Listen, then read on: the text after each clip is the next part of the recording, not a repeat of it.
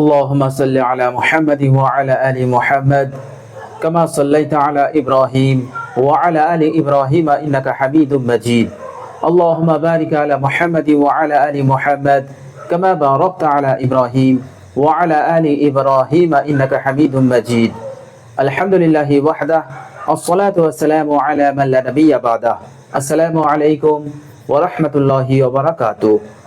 প্রিয় দর্শক, কাছে দূরে দেশ ও বিদেশে যে যেখানে অবস্থান করছেন সকলকে জানাই আমি আমার আন্তরিক সালাম, শুভেচ্ছা, অনেক অনেক অভিনন্দন। প্রিয় দর্শক, আল্লাহ সুবহানাহু ওয়া তাআলা এই উম্মতে মুহাম্মদীর মধ্যে 5 শ্রেণীর মানুষ এমন আছে যাদের দোয়াকে আল্লাহ সুবহানাহু ওয়া তাআলা সরাসরি কবুল করে নেন।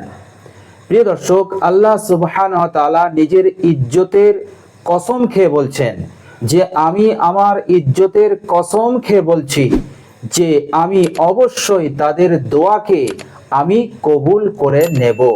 প্রিয় দর্শক, তাহলে বুঝতে পারছেন যে আল্লাহ সুবহানাহু ওয়া তাআলা তাদেরকে কত ভালোবাসেন, তাদেরকে কত মহব্বত করেন, যার কারণে আল্লাহ পাক নিজের ইজ্জতের কসম খেয়ে বলছেন যে আমি তাদের দোয়াকে অবশ্যই কবুল করব, তাদের দোয়াকে আমি কখনোই প্রত্যাখ্যান করব না।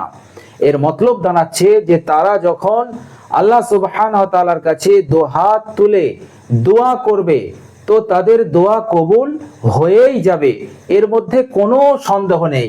তারা যা দোয়া করবে আল্লাহ পাক সেটাই আল্লাহ পাক কবুল করে নেবেন, তাদের চাহিদা, তাদের হাজতকে তিনি পুরো করে দেবেন। প্রিয় দর্শক, এই মর্যাদা, এই সম্মান কেবলমাত্র আল্লাহ সুবহানাহু ওয়া তাআলা এই উম্মতে মুহাম্মদীকেই দান করেছেন। এর কারণ হচ্ছে আল্লাহ সুবহানাহু ওয়া তাআলা এই উম্মতে মুহাম্মদীকে প্রচুর ভালোবাসেন, এত ভালোবাসেন, এত ভালোবাসেন। বিশ্বনবী সাল্লাল্লাহু আলাইহি সাল্লাম একটি হাদিসে তিনি বলেছেন যে কাল কিয়ামতের দিনে আল্লাহ সুবহানাহু ওয়া তাআলা বলবেন, ও আমার বান্দা, তুমি দুনিয়াতে যা দোয়া করেছিলে আমি সব দোয়াকে আমি কবুল করে নিয়েছি, গ্রহণ করে নিয়েছি।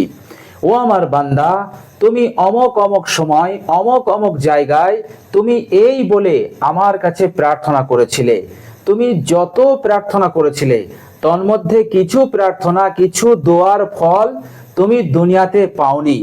সেই বান্দা বলবে, হে আল্লাহ, আমি অমক জায়গায় আপনার কাছে প্রার্থনা করেছিলাম কিন্তু এর ফল আমি পাইনি।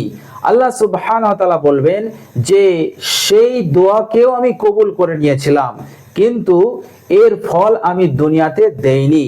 এর কারণ হচ্ছে যে ওই দোয়ার বদলাটা আমি তোমাকে কিয়ামতে অন্যভাবে দেব বলে আমি সেই দোয়াটা তোমাকে, আমি সেই দোয়ার ফল তোমাকে আমি দুনিয়াতে দেইনি। এইভাবে করে আল্লাহ সুবহানাহু ওয়া তাআলা সে দুনিয়ার বুকে যত দোয়া করেছিল, যে দোয়াগুলোর ফল সে দুনিয়াতে পায়নি, সেই সমস্ত দোয়ার প্রতিদান আল্লাহ সুবহানাহু ওয়া তাআলা তার সম্মুখে পেশ করবেন।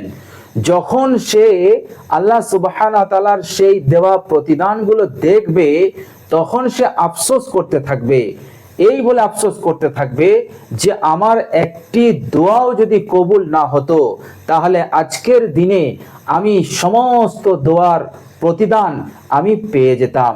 তো এইভাবে করে সে আফসোস করতে থাকবে। তো আল্লাহ সুবহানাহু ওয়া তাআলা এই উম্মতকে এত ভালোবাসেন, দোয়া করলেই আল্লাহ সুবহানাহু ওয়া তাআলা সেটা কবুল করে নেন। আল্লাহ সুবহানাহু ওয়া তাআলা নিজ হিকমতে কিছু দোয়ার ফল দুনিয়াতে দিয়ে দেন আর কিছু দোয়ার ফল আল্লাহ সুবহানাহু ওয়া তাআলা কিয়ামতে অন্যভাবে দান করবেন, অবশ্যই দান করবেন। আল্লাহ সুবহানাহু ওয়া তাআলা বলেছেন, এই উম্মতের একটি দোয়াকে আমি বৃথা হতে দেই না, আমি প্রত্যাখ্যান করি না, আমি অবশ্যই তাদের দোয়াকে কবুল করি। তো প্রিয় দর্শক, আল্লাহ সুবহানাহু ওয়া তাআলা বিশ্বনবী সাল্লাল্লাহু আলাইহি ওয়াসাল্লামের ওসিলায় এই উম্মতকে এত ভালোবাসেন, আপনি শুনলে অবাক হয়ে যাবেন। কাল কিয়ামতের দিনে নবী, পয়গম্বর এবং রসুলদের পরেই জান্নাতে যাওয়ার অনুমতি পাবে উম্মতেরা, প্রত্যেক নবীর সেই উম্মতেরা যারা ঈমান নিয়ে এসেছিল, সেই সমস্ত ঈমানদার উম্মতেরা জান্নাতে যাওয়ার অনুমতি পাবে। তো যখন উম্মতদের জান্নাতে যাওয়ার পালা আসবে তো সেই উম্মতদের প্রথম কাতার যে নবীর উম্মতের হবে সেটা হচ্ছে এই উম্মতে মুহাম্মদী, সেটা হচ্ছে আমি আপনি। এই উম্মতে মুহাম্মদীর প্রথম কাতার হবে সমস্ত নবীদের উম্মতদের মধ্য হতে।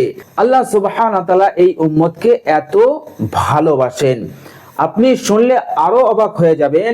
কাল কিয়ামতের মাঠে আল্লাহ সুবহানাহু ওয়া তাআলা নবীদেরকে, রাসূলদেরকে জিজ্ঞাসা করবেন যে তোমরা তোমাদের উম্মতদের কাছে তোমাদের উপরে যে দায়িত্ব আমি দিয়েছিলাম সেই দায়িত্ব তোমরা পূরণ করেছো? আমার দ্বীন তাদের কাছে পৌঁছে দিয়েছো? সমস্ত নবীরা পয়গম্বরগণরা বলবে, হে আল্লাহ, অবশ্যই আপনি যে দায়িত্ব দিয়ে আমাদেরকে দুনিয়ার বুকে পাঠিয়েছিলেন আমরা সেই দায়িত্ব অক্ষরে অক্ষরে পালন করেছি এবং আমরা আপনার পাঠানো দ্বীনকে তাদের কাছে পৌঁছে দিয়েছি। এই কথা যখন পয়গম্বরগণ, রাসূলগণেরা আল্লাহ সুবহানাহু ওয়া তাআলার কাছে বলবে, তখন সেই সমস্ত নবীদের উম্মতরা যারা গুনাহগার উম্মত তারা কিন্তু অস্বীকার করবে। তারা অস্বীকার করে আল্লাহর কাছে বলবে, হে আল্লাহ, এরা মিথ্যা কথা বলছে, নূহ আলাইহিস সালাম মিথ্যা কথা বলছে, ইব্রাহিম মিথ্যা কথা বলছে, নূহ মিথ্যা কথা বলছে, এরা আমাদের কাছে আপনার পয়গাম পৌঁছায়নি। যদি আজকে পৌঁছাতো, যদি তারা পৌঁছাতো, তাহলে আজকে আমরা জাহান্নামী হতাম না, আজকে আমরা অপরাধী হতাম না। তো প্রিয় দর্শক, তারা সরাসরি অস্বীকার করবে। তখন আল্লাহ সুবহানাহু ওয়া তাআলা সেই সমস্ত নবীদেরকে বলবেন, আচ্ছা তোমরা যে তোমাদের উম্মতের কাছে আমার পয়গামকে পৌঁছে দিয়েছো, এর কি সাক্ষী আছে? এর প্রমাণ দাও, এর দলিল দাও। তখন সমস্ত নবী রাসূলগণ চিন্তার মধ্যে পড়ে যাবে। বিশ্বনবী সাল্লাল্লাহু আলাইহি ওয়াসাল্লাম তিনি বলেছেন, তখন সেই সমস্ত নবী পয়গম্বরগণেরা তখন আল্লাহ সুবহানাহু ওয়া তাআলার কাছে বলবে, হে আল্লাহ, প্রমাণ আছে, সাক্ষী আছে। আল্লাহ সুবহানাহু ওয়া তাআলা বলবেন, কারা সাক্ষী? তখন সেই সমস্ত নবী পয়গম্বরগণেরা বলবেন, আমাদের সাক্ষী হচ্ছে উম্মতে মুহাম্মাদী। বলেন সুবহানাল্লাহ। এ কথা বলার পর সেই সমস্ত নবীদের উম্মতেরা অবাক হয়ে যাবে, আশ্চর্যান্বিত হয়ে যাবে এবং তারা পুনরায় সওয়াল করবে, হে আল্লাহ, আমরা যে সময়ে দুনিয়ার বুকে অবস্থান করছিলাম সেই সময় এই উম্মতে মুহাম্মদী তো ছিল না, তো তারা কিভাবে সাক্ষী দেবে যে এই সমস্ত নবীরা আমাদের কাছে পয়গাম পৌঁছে দিয়েছিল? আল্লাহ সুবহানাহু ওয়া তাআলা তখন বলবেন, ও আমার রাসূলরা, পয়গম্বররা, সত্যই তো যখন তোমরা দুনিয়ার বুকে অবস্থান করছিলে তখন তো তারা ছিল না, অর্থাৎ উম্মতে মুহাম্মদী তো তোমাদেরকে দেখেইনি, তাহলে তারা কি করে তোমাদেরকে সাক্ষী দেবে? তখন এই উম্মতে মুহাম্মদী দাঁড়িয়ে আল্লাহ সুবহানাহু ওয়া তাআলাকে বলবেন, ইয়া রাব্বাল আলামিন, অবশ্যই আপনার এই রাসূলগণেরা তারা আপনার পয়গাম তাদের উম্মতদের কাছে পৌঁছে দিয়েছিল, এতে আমরা গ্যারান্টি দিচ্ছি অবশ্যই তারা পৌঁছে দিয়েছিল।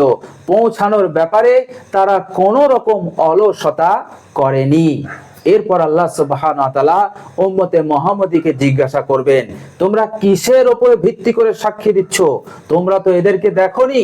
তখন এই উম্মতে মুহাম্মদী বলবে, হে আল্লাহ, আমরা এই বিশ্বাসের উপরে ভিত্তি করে সাক্ষী দিচ্ছি যে আমাদেরকে আমাদের নবী হযরত মুহাম্মদ মুস্তাফা সাল্লাল্লাহু আলাইহি সাল্লাম বলেছিলেন যে তোমাদের পূর্বে অনেক নবী এসেছেন এবং তারা তাদের উম্মতের কাছে আল্লাহর পয়গামকে পৌঁছে দিয়েছিল, অক্ষরে অক্ষরে এই দায়িত্ব তারা পালন করেছিল।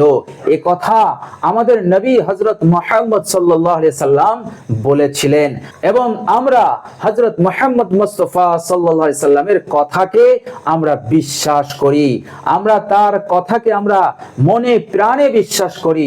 অবশ্যই এই সমস্ত নবীরা আপনার পয়গাম তাদের কাছে পৌঁছে দিয়েছিল।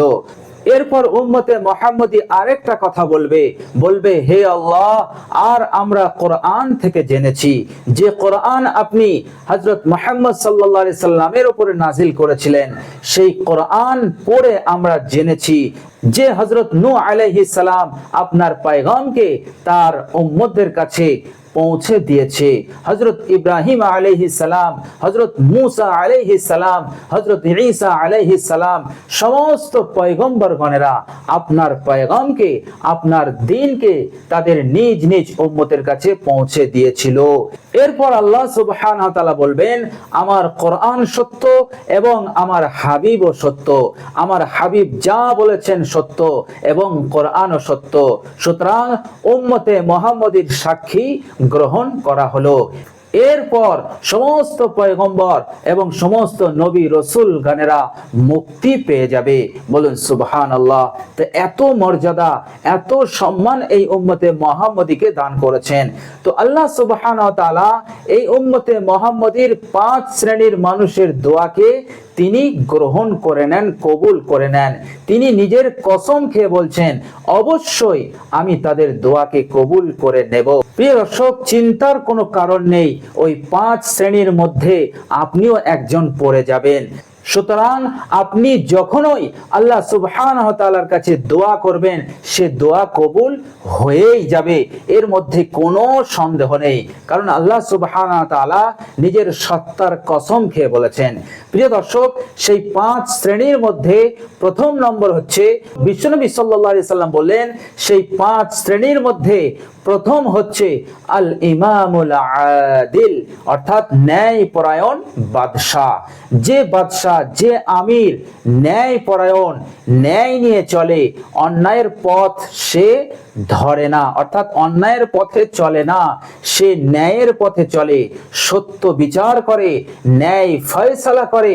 আল্লাহ সুবহানাহু ওয়া তাআলা এমন ন্যায়পরায়ণ বাদশাহ যখনই আল্লাহ সুবহানাহু ওয়া তাআলার কাছে কিছু চায়, দোয়া করে, আল্লাহ সুবহানাহু ওয়া তাআলা বলছেন, অবশ্যই আমি তার দোয়াকে কবুল করে নেই। তো প্রথম শ্রেণী হচ্ছে আল ইমামুল আদিল। আর দ্বিতীয় নম্বর হচ্ছে আল মুসাফির। মুসাফিরের দোয়া আল্লাহ সুবহানাহু ওয়া তাআলা তৎক্ষণাৎ কবুল করে নেন। মুসাফিরের দোয়াকে আল্লাহ সুবহানাহু ওয়া তাআলা প্রত্যাখ্যান করেন না।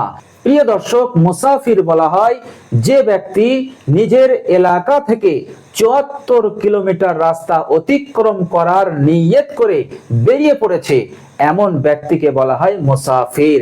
এই মুসাফির রাস্তায় থাকাকালীন, ভ্রমণরত অবস্থায় আল্লাহ সুবহানাহু ওয়া তাআলার কাছে যে কামনা করে, যে দোয়াটা করে, আল্লাহ সুবহানাহু ওয়া তাআলা সেই দোয়াটা তৎক্ষণাৎ কবুল করে নেন।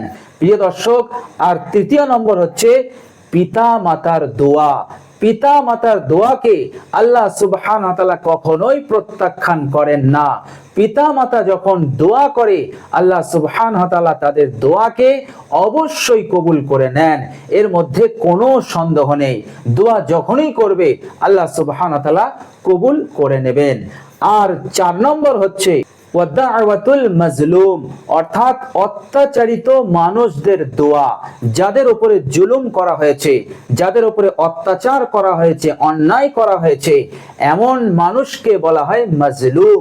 এই মাজলুম যখন আল্লাহ সুবহানাহু ওয়া তাআলার কাছে দুহাত উত্তোলন করে, আল্লাহ সুবহানাহু ওয়া তাআলার কাছে কামনা করে, কিছু চায়, দোয়া করে, আল্লাহ সুবহানাহু ওয়া তাআলা সরাসরি কবুল করে নেন।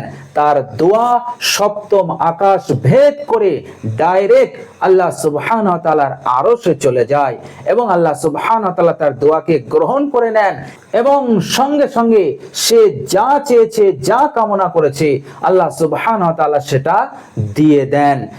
আর 5 নম্বর হচ্ছে রোজাদারের দোয়া। যখন সে ইফতার করতে বসে, অর্থাৎ একজন রোজাদার যখন ইফতারকে সামনে নিয়ে বসে, আল্লাহ সুবহানাহু ওয়া তাআলা এই রোজাদারের দোয়াকে কবুল করে নেন।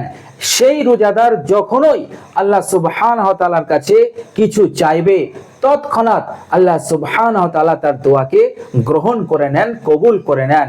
এটা আল্লাহ সুবহানাহু ওয়া তাআলা কসম খেয়ে বলছেন, আমি আমার ইজ্জতের কসম খেয়ে বলছি, লা আনসুরান্নাকা, অবশ্যই আমি তাদেরকে সাহায্য করব।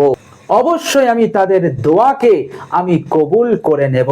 তো প্রিয় দর্শক, এই 5 শ্রেণীর মানুষের দোয়াকে আল্লাহ সুবহানাহু ওয়া তাআলা অবশ্যই কবুল করে নেন। প্রিয় দর্শক, এই 5 শ্রেণীর মধ্যে আপনি কোনো না কোনো এক শ্রেণীর মধ্যে অবশ্যই পড়বেন।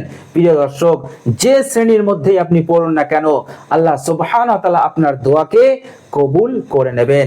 প্রিয় দর্শক, আল্লাহ সুবহানাহু ওয়া তাআলা এই মর্যাদা, এই ফজিলত এই উম্মতকে এই জন্য দিয়েছে, এই উম্মতের আয়ু হচ্ছে খুবই কম।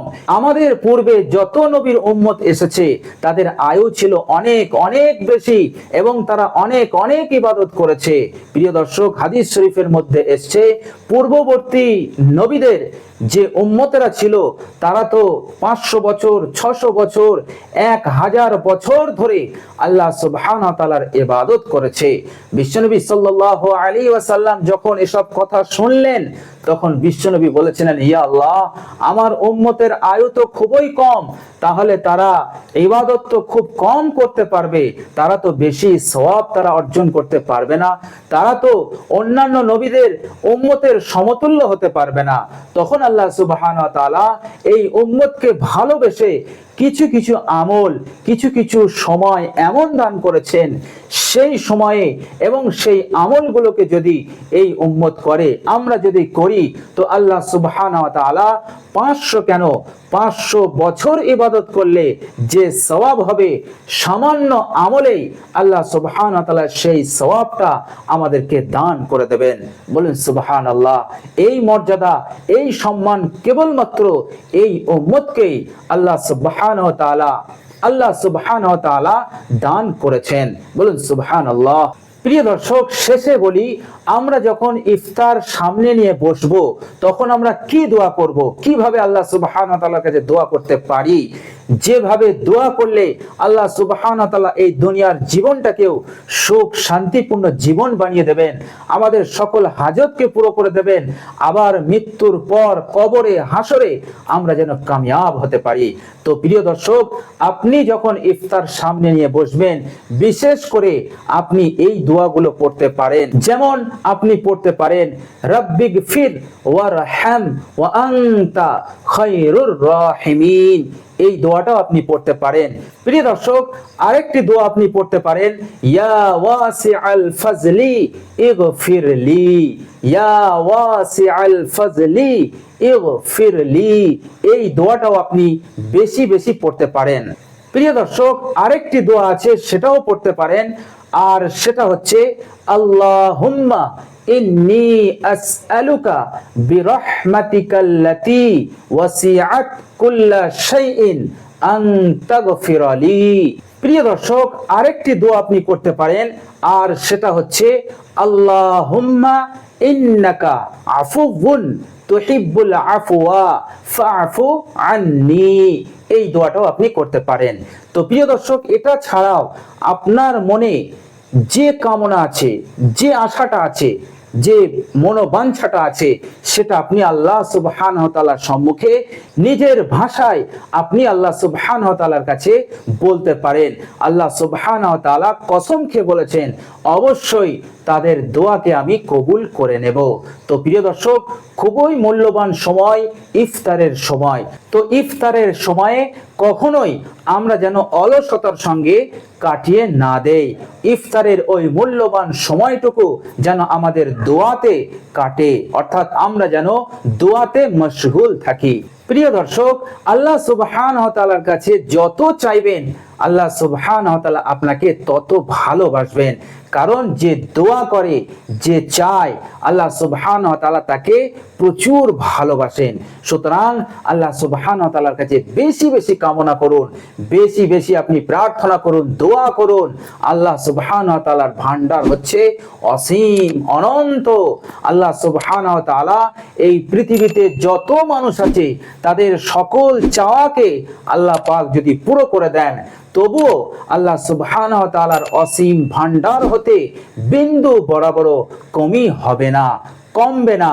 আল্লাহ সুবহানাহু ওয়া তাআলার ভান্ডার এত বড়, অনন্ত, অসীম। তো প্রিয় দর্শক, ইয়াকিনের সঙ্গে, ইখলাসের সঙ্গে আপনি আল্লাহ সুবহানাহু ওয়া তাআলার কাছে দোয়া করুন, কামনা করুন।